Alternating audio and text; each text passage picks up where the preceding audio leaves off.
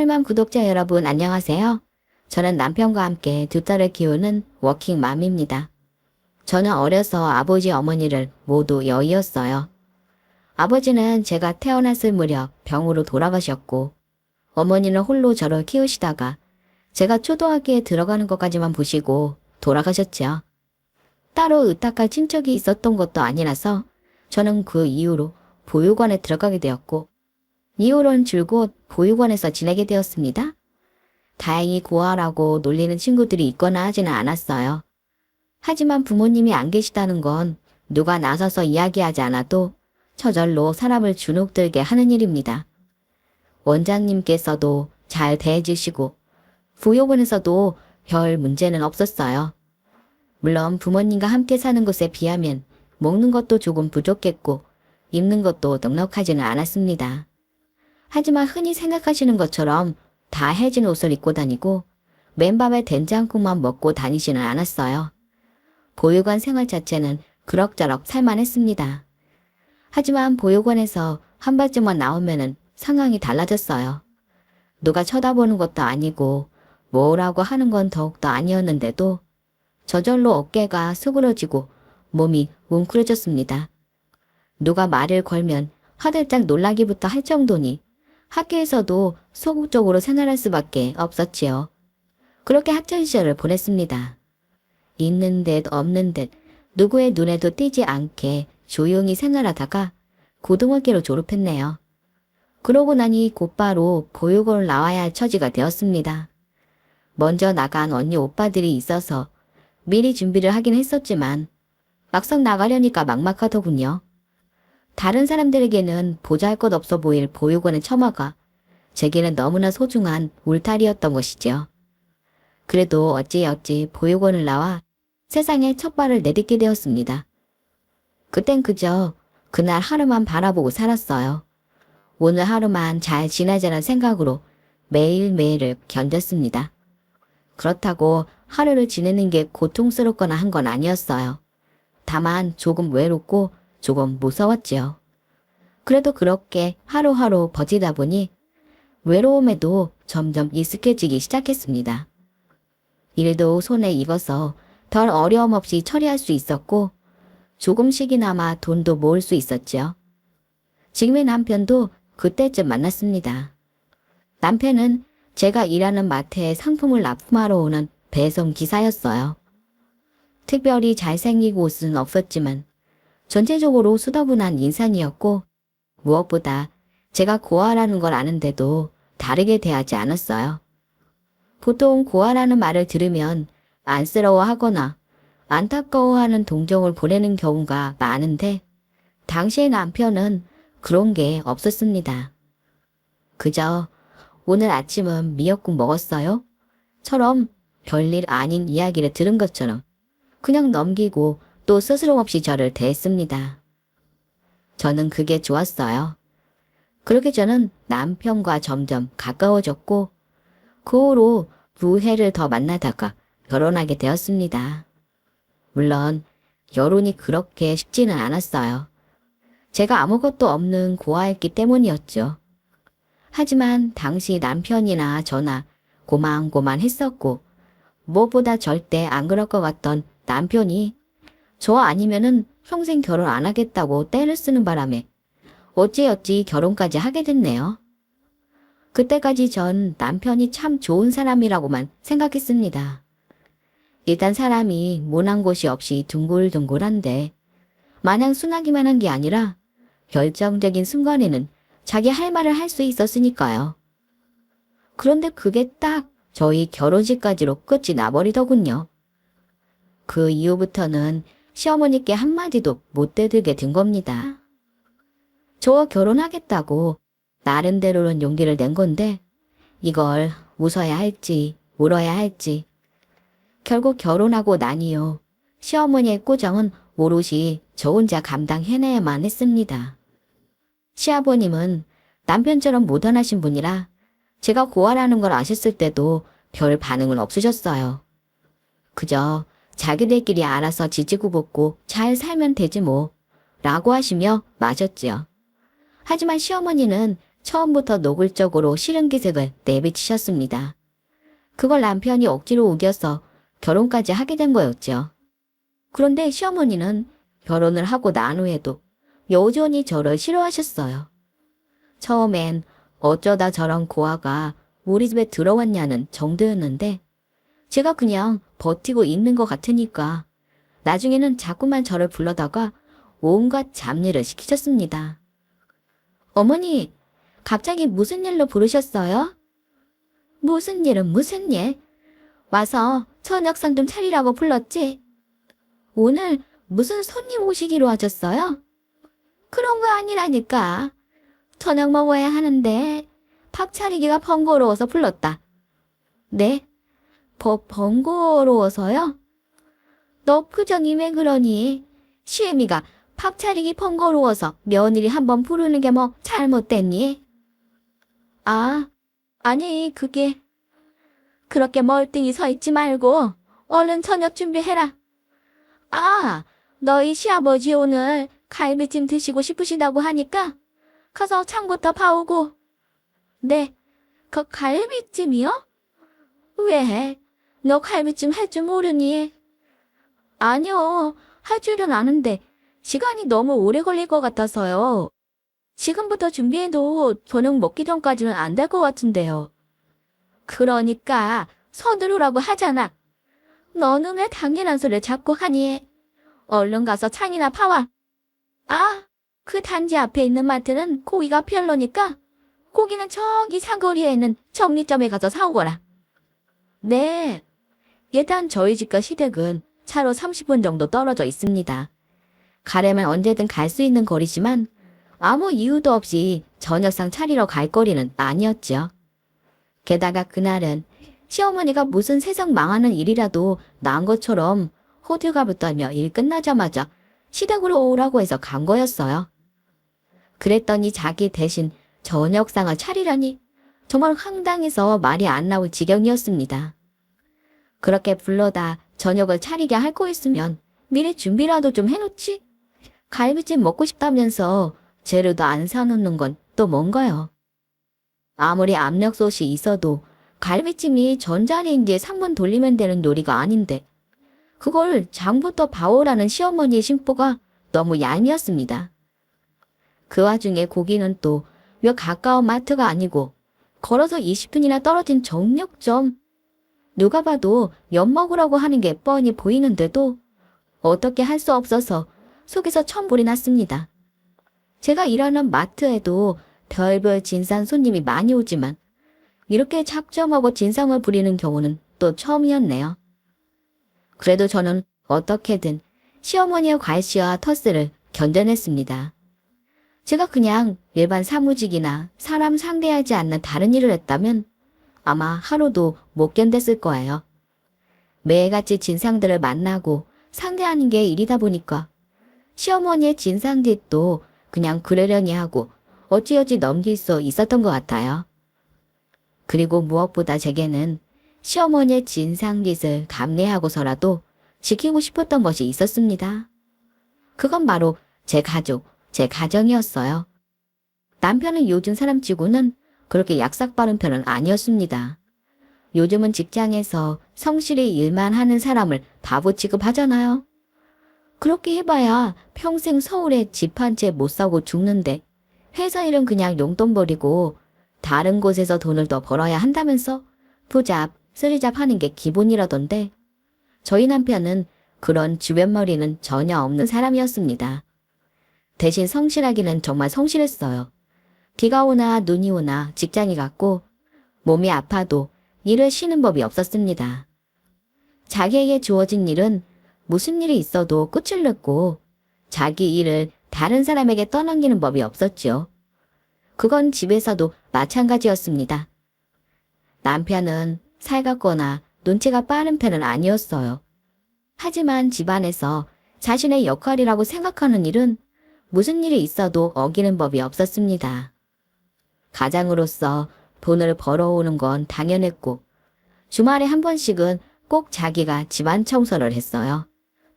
빨래를 하면 자기 옷은 자기가 넣어놓았고 음식물 쓰레기는 절대로 제가 버리지 못하게 했죠. 남편은 그게 자기 일이라고 생각했고 자기 일은 자기가 하는 것이 당연하다고 생각하는 사람이었지요. 사실 어떻게 보면 답답한 면이 있기도 했지만 저는 그런 남편이 좋았습니다. 알콩달콩하는 맛은 없지만 남편과 함께하는 삶은 미래를 예상할 수 있는 삶이었어요. 이때쯤에는 얼마를 모으고 또 이때쯤에는 어디로 이사를 가고 약간의 변수는 있었지만 대체로 모든 것이 예상대로 흘러갔습니다. 첫째 딸도 정말 딱 계획한 시기에 태어났고요. 저는 그런 삶이 너무 좋았습니다. 부모님이 돌아가시고 보육원에 갔을 때는 하루하루가 살얼음판을 걷는 것 같이 불안하고 초조했는데 드디어 제가 꿈꾸던 안정적인 삶을 살 수 있게 된 거지요. 그렇게 힘들게 얻은 삶, 가족을 고작 시어머니의 진상짓 때문에 포기할 수는 없었습니다. 그래도 반전의 계기가 있기는 했어요. 그건 바로 저희 딸이 태어났을 때였는데 저는 그때 처음으로 사람이 온전히 나쁘기만 한 건 아니구나 라는 생각을 하게 되었네요. 글쎄 시어머니가 손녀딸을 그렇게 예뻐하시더라고요. 아이고 예뻐라. 요거 꾸물대는 것 좀 봐. 눈이랑 코가 제 아빠를 쏙 빼닮았네. 그래, 애기 이름은 뭐라고 하기로 했니? 그이랑 상의하고 있는데 아직 모르겠어요. 그래, 가만히 있어봐라. 그래도 우리 집안 첫 손주인데 그냥 막 지으면 쓰나. 내가 가서 좋은 이름 몇 개 받아오마.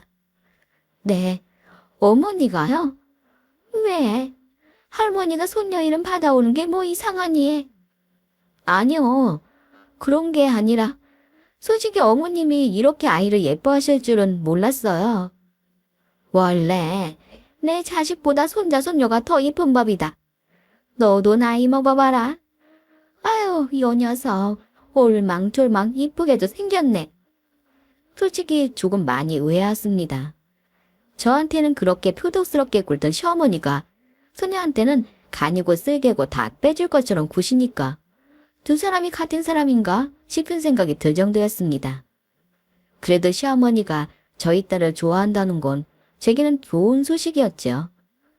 오로지 저한테 쏠렸던 관심이 딸에게 쏠리면 수시로 이어지던 진상짓도 조금은 덜하게 될 테니까요. 그런데 그맘때쯤 남편의 형님이 결혼을 하셨습니다. 저희 남편은 고등학교를 졸업하고 배송기사 일을 했던 반면 아주버님은 번듯한 대학을 나와 중견기업을 다니고 있었어요. 사실 다른 집안에서 보면 그것조차도 별로 대단하다고 할 게 없었지만 저희 집안에서만 놓고 보면은 제일 잘된 건 사실이었지요. 그래서 그런지 아주버님 눈이 굉장히 높았는데 결혼할 사람임을 보는 건 당연하고 심지어 집안까지 꼼꼼하게 살피면서 사람을 만났습니다. 근데 솔직히 요즘 대기업 다니는 남자들도 결혼하기 쉽지 않잖아요? 그런 상황에서 중견 기업 다니는 남자가 그것도 나이가 30대 중반인데 눈까지 높으니 결혼은 점점 요원한 일이 되어가고 있었지요. 솔직히 전 평생 결혼 못할 줄 알았어요. 그런데 어느 날인가 시어머니가 불러서 시댁에 갔더니 아주버님이 결혼할 사람이라며 여자 한 명을 떡하니 데려왔더라고요.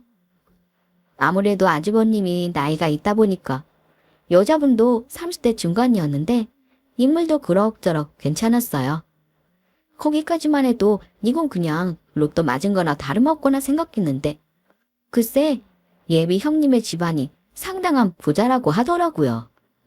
자세한 이야기를 들은 건 아니라서 어떻게 돈을 벌었는지까지는 모르겠지만 예비 형님의 친정이 가진 현금이 몇십억 단위라는데 제가 당사자가 아닌데도 이 결혼은 어떻게든 시켜야 한다라는 생각이 들더라고요. 제가 그런 생각을 할 정도였으니 시어머니는 오죽했겠어요. 당연히 결혼은 일사천리로 진행되었고 저는 위로 형님이 생기게 되었죠. 당시 저와 남편의 나이가 30대 초반이었고 이미 딸아이가 3살이었는데 아주버님과 형님 모두 30대 중반을 넘어서고 있었으니 아이가 가장 급했어요. 시부모님도 드러내놓고 말을 하시지는 않았지만 은근히 큰아들이 아들을 낳아줘야 하는 거 아닌가 하는 기대를 보이셨습니다. 당연히 아주버님과 형님도 그 기대를 알고 있었고 결혼하자마자 곧 임신을 했지요. 그런데 안타까운 일이 생기고 말았습니다. 형님은 나이가 좀 있었지만 그래도 몸이 건강한 체질이라 무리 없이 지냈어요. 그런데 명절이 지나고 뭘 잘못 먹었는지 알러지가 올라와 난리가 났지요. 나중에 알고 보니 형님에게 각각류 알러지가 있었다는데 그게 어찌나 심하게 올라왔던지 응급실까지 가서 무슨 주사도 맞고 그날 온 식구가 정말 혼이 쏙 빠질 지경이었습니다. 그 난리를 겪은 통에 형님은 유산을 하고 말았어요. 당시에도 이미 노산이라 여러모로 몸이 무리가 많았는데 처자이를 허망하게 잃고 누워있는데 같은 여자로서 그 모습이 너무나 안쓰러웠습니다. 그런데 그 화살이 어이없게도 저한테 돌아올 줄은 꿈에도 몰랐어요. 예, 나 오늘부터 큰애 몸조리 좀 도와라. 네? 제가요? 저 일은 어떻게 하고요? 큰애 저러고 누워있는데 너는 그깟 마트의 일이 중요하니? 형님은 제가 세자로 가서 돌볼게요. 저희 살림 뻔한데 어떻게 갑자기 일을 그만둬요. 거기다 애는 어떻게 하고요. 애야, 내가 보면 되지. 그리고 네 말대로 너희 살림 뻔한데 거기다 몇 푼 더 한다고 뭐가 달라지니? 그리고 누가 평생 일 그만두래? 그네가 저러고 누워있으니까 며칠만 가서 돌보라는 거 아니야? 너는 휴가 며칠 내는 것도 못해? 그런 건 아닌데. 하지만 이건 너무 갑작스러워서. 시끄럽다. 아무리 못 배웠어도 뭐가 중요한지 정도는 구분하고 살아야지. 당장 사람 필요하다니까 오늘부터 병원으로 가거라. 네? 저도 마트에 이야기할 시간은 주셔야죠. 너 자꾸 핑계댈래. 어차피 내일이나 오늘이나 하루 차인데 그게 무슨 상관이라고. 그냥 하라면 해. 시어머니는 전업주부였습니다. 그렇게 걱정이 되면 자기에 가서 돌보면 될 일이고 그것도 아니면 그냥 사람만 쓰면 될 일인데 곧이 다니던 마트에 패까지 끼쳐가면서 저보고 가서 형님을 돌보라고 하는 게 이해가 되질 않았어요. 근데 시어머니의 생각은 달랐습니다. 이미 한번 아이를 낳아봤으니 뭘 어떻게 해야 하는지 그냥 잘 알 거 아니냐면서 옆에서 불편한 거 없이 키 좀 들어주라는 거였어요. 아니, 아무리 제가 가장 최근에 아이를 낳았어도 병원 의사, 간호사보다 더 잘 알겠어요? 그런 얘기를 하는데도 시어머니는 막무가내였습니다. 그러니 뭐 어쩔 수 있겠어요? 마트에는 양해를 구하고 형님이 입원한 병원에 갈 수밖에 없었지요. 호의가 계속되면 권리인 줄 안다는 말을 듣긴 했지만 그게 그런 식으로 될 거라고는 생각하지 못했습니다. 형님의 입원은 그렇게 길지 않았어요.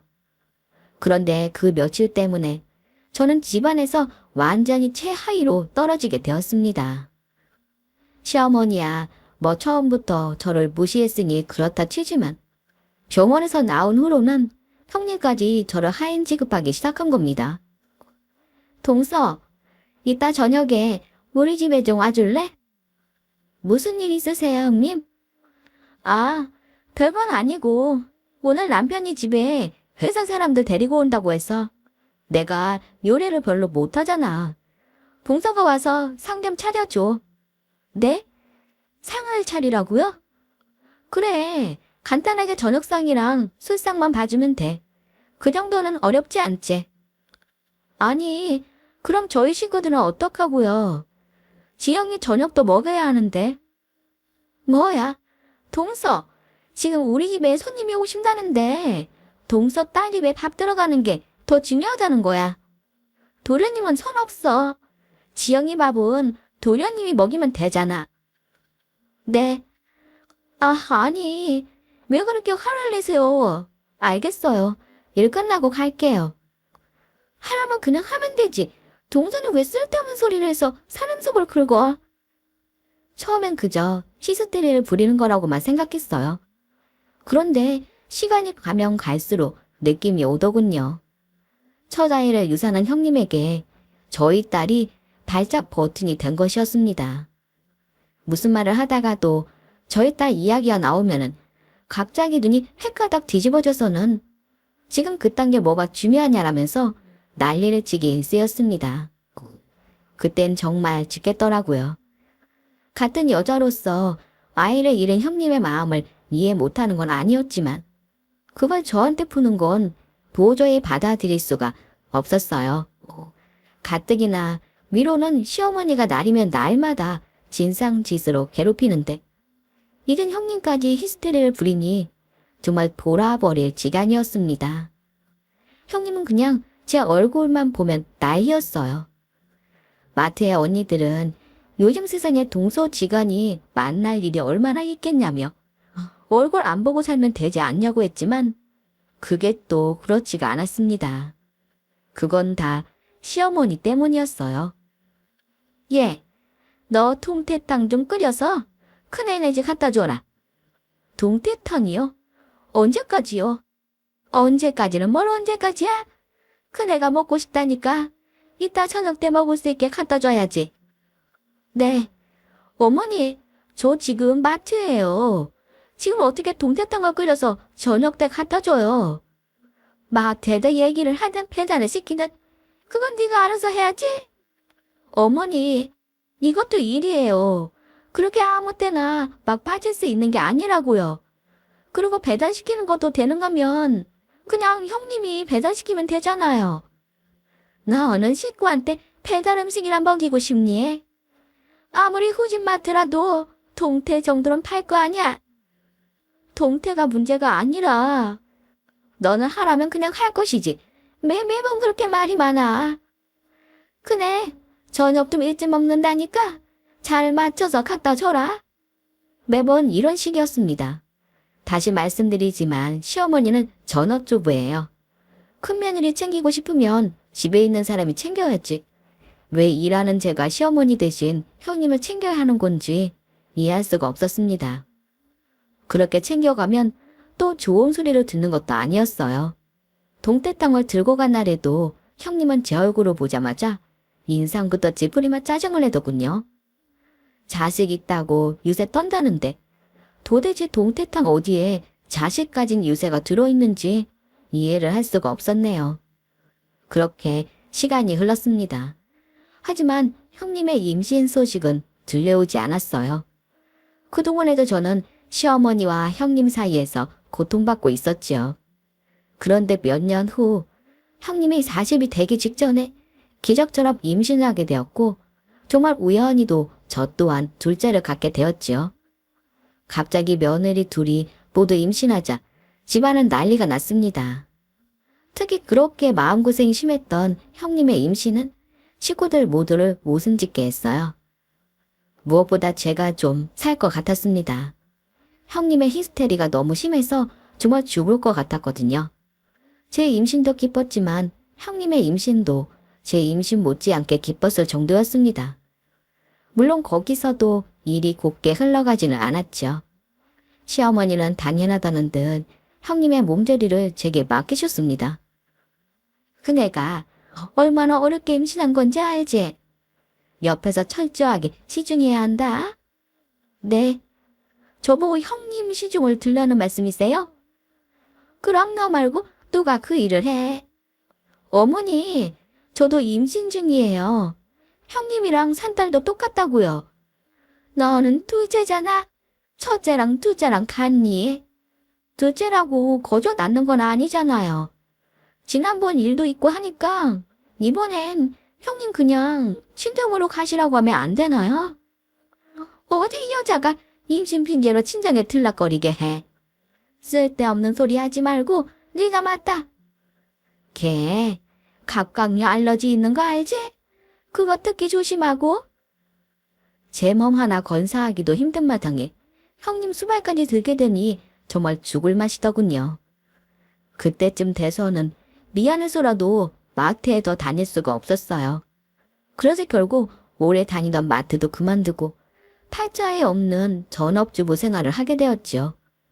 낮에는 형님 수발을 들고 집에 돌아오면 딸아이 돌보고 도대체 이게 뭐 하는 짓인지 이해를 할 수가 없었네요. 그런데 그런 제 삶이 송두리째 바뀌는 일이 일어났습니다. 첫째가 8살 되던 해에 설이었어요. 명절이라고 또 맨날 보던 식구들이 시댁에 꾸역꾸역 모였지요. 저나 형님이나 산딸이 다음 달이라 배가 산만해져서 뒷도 모르는데 시어머니는 형님을 보자마자 버선발로 뛰어나와 맞이하더니 제게는 눈길 한번 주지 않고 손짓으로 부엌을 가리키며 말씀하시더군요. 재료는 다 사놨으니까 얼른 시작해라. 이것저것 해야 할 거 많으니까 서둘러야 할 거야. 그때는 뭐 더 대꾸하고 어쩌고 할 마음도 생기지 않았습니다. 그런 일이 한두 번이어야 말대꾸라도 하지. 이건 뭐 당연하다는 듯 사람을 부려먹고 말해봐야 싸그리 무시하니 괜히 말해봐야 입만 아프더라고요. 그래서 무거운 몸을 이끌고 말없이 부엌으로 들어갔습니다. 저희 식구는 원래도 자주 만나는 편이에요. 시어머니가 맨날 제게 형님 챙기라고 시키는 통에 자주 만나기도 했고 아주버님이나 남편도 시댁에는 거의 2주에 한 번 갑니다. 무엇보다 새 집이 각각 다차로 30분 거리라서 별로 멀지도 않아요. 그러니 무슨 건덕지가 있을 때마다 시댁에 모이는 편이지요. 그런데도 왜 명절이라고 또다시 모여서 이 난리를 치는 건지 이해할 수가 없었습니다. 가뜩이나 집안에 만삭 산모가 둘이나 있는데 말이지요. 음식이라도 적당히 하면 모르겠는데 냉장고를 열어보니 온갖 식재료가 가득 차 있더라고요. 무슨 출장 뷔페를 부른 것도 아닌데 시어머니는 무슨 욕심이 그렇게 많은지 그 많은 음식을 저보고 혼자 하라는 것이었습니다. 수시로 배는 당기는데 혼자 부엌에서 정신없이 요리를 하고 다른 식구들은 거실에 앉아 TV를 보며 깔깔대는데 저도 모르게 울컥 눈물이 나더라고요. 원래도 임신하면 눈물이 많아지는 편이었지만 이건 그런 것과는 상관없이 그냥 서러워서 나는 눈물이었어요. 내가 이러려고 결혼했나? 이렇게까지 가정을 지켜야 하나? 5만 가지 생각이 머릿속을 스쳐 지나갔습니다. 그러면서 어찌어찌 상을 차려 음식을 냈어요. 그런데 그때 저희 딸아이가 상상도 하지 못한 말을 하고 말았습니다. 엄마, 된장찌개 맛이 이상해. 이거 할머니 된장찌개 아니야? 딸아이의 말에 시어머니는 만면의 미소를 가득 머금은 채 물었습니다. 왜? 우리 지영이는 이 할미 된장찌개가 더 좋아? 난 할미 된장찌개가 더 좋아. 할미 된장찌개는 새우 국물 쓰잖아. 할미가 그랬어. 된장찌개는 새우 국물 써야 맛있대. 그 순간 식사를 시작하려는 식구들 모두가 얼음처럼 얼어붙어 버렸습니다. 누군가 숨소리라도 내면 그 즉시 와장창 뛰어질 것처럼 팽팽한 긴장감이 감돌았지요. 하지만 8살 딸아이는 아랑곳하지 않고 계속 이야기했습니다. 지난번에도 할미가 된장찌개 끓여줬잖아. 그때 정말 맛있었는데 큰엄마 아파서 먹다 말았어. 할미 된장찌개 또 끓여줘. 딸아이의 이야기는 식구들 누구도 몰랐던 너무나 충격적인 이야기였습니다. 형님이 첫 아이를 유산했을 때 원인이 각각류 알러지라는 건 알고 있었지만 어떤 음식 때문인지는 몰랐거든요. 당시에도 음식은 대부분 제가 했지만 그땐 그나마 아이 덕분에 시어머니와 관계가 그럭저럭 괜찮을 때라 시어머니도 조금이나마 손을 거둘 때였습니다. 그래봐야 잔소리 늘어놓는 게 전부였지만 어쨌든 같이 부엌에 있었어요. 그때 음식하기 전에 아주머님이 분명 형님 각각류 알러지 있으니까 조심해달라는 말을 듣고 일부러 그런 종류 재료는 전부 뺐거든요. 그래서 다들 의아해 했었는데 알고 보니 시어머니가 된장찌개 육수를 새우 우린 걸로 했던 것이었습니다. 시어머니는 눈에 띄게 당황한 얼굴로 아예 입을 막으며 말했습니다. 애가 뭘 한다고 이런 소리. 그나가 설마 이 아이 말을 믿는 건 아니지? 그러자 몸을 버둥거리던 딸아이가 입을 막은 손을 뿌리치더니 이렇게 소리쳤습니다. 아니야, 내가 분명히 들었어. 그깟 알러지가 무슨 대수라고. 새우가 좀 들어가야 국물이 맛있지? 할머니가 이렇게 얘기했잖아. 저도 몰랐던 그날의 일이 딸의 입에서 술술 쏟아져 나왔습니다. 시어머니는 제가 자리를 비운 사이 육수를 바꿔놓고는 형님이 알러지를 일으키자 모른 척 했던 것이었죠. 그 일로 몇 년간 심하게 마음고생을 한 형님은 모든 사실을 알게 되자 폭발하고 말았습니다. 그런 거였어? 난 그런 것도 모르고 지난 몇 년간 내가 잘못한 줄 알고 내 탓만 하고 있었던 거야? 이게 다 고작 된장찌개 때문이었다고? 사람이 너무 화가 나면 오히려 목소리가 낮아지잖아요. 형님이 딱 그런 상황이었습니다. 별로 크지 않은 목소리로 한자 한자 또박또박 말하는데 그대 소름이 끼치도록 무섭더군요. 별 상관도 없는 제가 그렇게 늦게 정되었으니 시어머니는 오죽했겠어요. 형님이 시어머니에게 천천히 다가가자 줄 끊어진 연처럼 힘없이 뒤로 물러났지요. 그런데 그때 형님의 입에서 더 놀라운 이야기가 튀어나왔습니다. 어머니, 돈 갚으세요. 난데없는 형님의 말에 잔뜩 긴장했던 식구들 모두 고개를 갸웃거릴 수밖에 없었습니다. 이 상황에서 갑자기 돈을 갚으라니? 두 사람 사이에 무슨 일이 있었는지 모르니 뭐가 어떻게 된 건지 알 수가 없었지요. 하지만 이어지는 형님의 이야기를 통해 곧 시어머니의 지부가 모두 드러나게 되었습니다. 어머니가 그동안 저한테 가져가신 돈 있잖아요. 그거 저 하나도 안 빼놓고 다 적어놨어요. 한참 도박에 빠져서 3천만 원짜리 보험대출 받으셨던 것도 제가 막아드렸고 콜라떼 김 실장한테 빠져서 2천만 원짜리 예금 통장 덜컥 넘겨주신 것도 제가 메꿔드렸잖아요. 그 밖에도 어머님 옷값이며 친구분들한테 밥 쏘신다고 가져가신 돈 저 그거 다 적어놨어요. 이자까지는 안 받을 테니까 당장 갚으세요. 전업주부로 집에만 계신다고 생각했는데 알고 보니 가족들 중에서 시어머니가 제일 바쁘셨더군요. 도박에 미쳐 살기도 했고 제비 따라다니기도 하시고 부자 며느리 들였다고 며느리 친정돈을 쌈짓돈 쓰듯이 쓰고 다니셨던 것이었습니다. 그런 사실을 형님 말고는 식구 중 누구도 모르고 있었던 것이었고요. 식구들 앞에서 자신이 저지른 잘못과 지부가 밝혀진 시모는 망연자실한 표정으로 그 자리에 주저앉더군요. 하지만 그런다고 끝날 일이 아니었습니다. 평소에는 있는 듯 없는 듯 하던 시아버지가 정말 미친 사람처럼 화를 내셨어요. 야, 이 미친 여자야. 뭐 도박에 제비. 이 여자가 살림이나 똑바로 할 것이지. 사돈 댁돈이 네 돈이야? 어? 저거 다 어떻게 갚을 거야? 저거 어떻게 갚을 거냐고. 시아버지가 멱살을 쥐고 흔드는데도 시어머니는 영혼이 빠져나간 사람처럼 찍소리도 못한 채 바람에 나부끼는 낙엽처럼 이리저리 흔들릴 뿐이었습니다.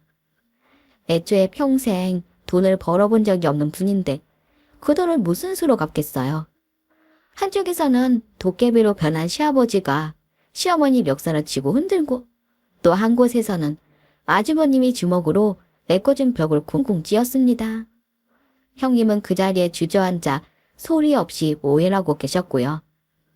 8살 딸아이의 한마디에 그날 시댁은 그야말로 풍비박산이라고 말했습니다. 그날 이후로 저희 시댁은 이제 전처럼 자주 모이지 않아요. 그날 가장 큰 충격을 받은 건 형님이었지만 그래도 아주버님이 잘못하신 건 아니라서 이혼까지 가지는 않았습니다. 대신 두 사람은 살던 집을 정리하고 시댁과 훨씬 먼 곳으로 이사했어요. 그걸 보는데 괜히 마음이 좀 그래서 이사를 돕겠다고 했는데 형님이 동서, 우리 가능하면 서로 얼굴 보지 말고 살자. 동서도 나 때문에 많이 힘들었잖아. 우리 그냥 서로 없는 셈 치고 살자. 라고 하시더군요. 문제는 시어머니였는데 나중에 다 털고 보니 형님에게서 가져간 돈이 거의 6천만 원 가까이 되더라고요. 시아버지가 여전히 일을 하긴 하셨지만 갑자기 그렇게 큰 돈을 무슨 수로 갚겠어요. 하지만 이미 화가 날 대로 난 시아버지는 살던 집을 팔아서라도 갚겠다고 하셨는데 형님은 이제 와서 그 돈 받아봤자 떠난 아이가 돌아오는 것도 아니라면서 괜찮다고 하셨다더군요. 그러자 그 분노는 모두 시어머니에게 돌아가게 되었습니다. 주변에서 황혼이혼 말은 많이 들었는데 그게 제 시부모님이 될 줄은 꿈에도 몰랐어요. 연세가 있으시니 어지간하면은 그냥 사실 줄 알았는데 시어머니가 정말 가차없이 시어머니에게 이혼 소송을 걸어버리셨죠. 그렇게 시어머니는 칠순이 다 된 나이에 아무 기술도 경험도 없이 재산 분할로 받은 돈 몇 푼 달랑 진 채로 길거리로 쫓겨나고 말았습니다. 그렇게 시댁은 뿔뿔이 흩어지게 되었어요. 혼자 사시는 시아버지는 제가 챙겨드리지만 아주머님은 명절에도 오지 않으십니다.